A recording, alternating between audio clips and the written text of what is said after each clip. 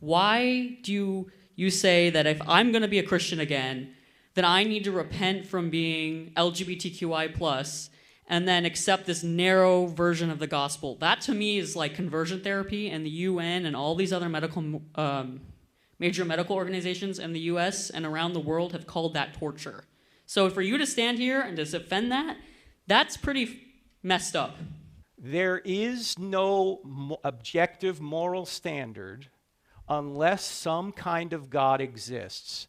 Everything is just a matter of human opinion.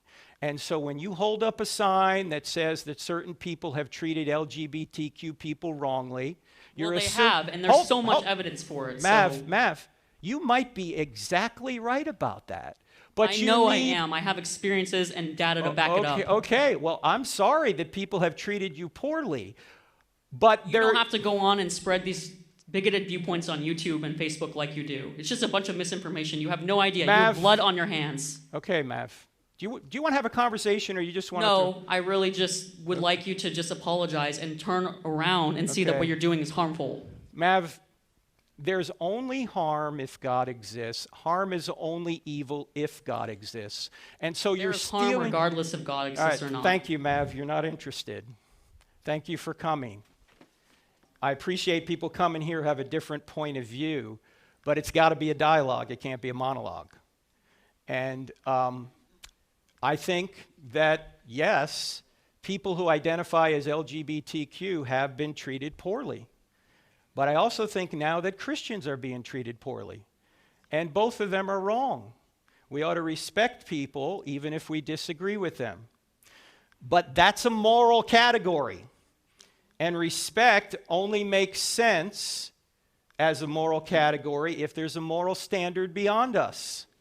Otherwise, everything's just a matter of opinion. If somebody says gay is good, that's a matter of opinion. If somebody says gay is bad, that's a matter of opinion. You have to have a standard. My question to anybody who disagrees is, what is your moral standard? If there is no God, there's no rights to anything. There's no Christian rights, there's no gay rights, there's no transgender rights, there's no human rights. It's just one person's opinion against another. And when we say we're atheists and we start bringing moral categories into the conversation, I'm going to ask, what's the standard you're using? It turns out the standard's stolen from God himself. And that's what I cover in the book, Stealing from God, Why Atheists Need God to Make Their Case. We might agree with a lot of stuff Mav said, that people have been treated immorally, but unless you have a moral standard outside of yourself that we're all obligated to obey, it wasn't really immoral. Do you see the point?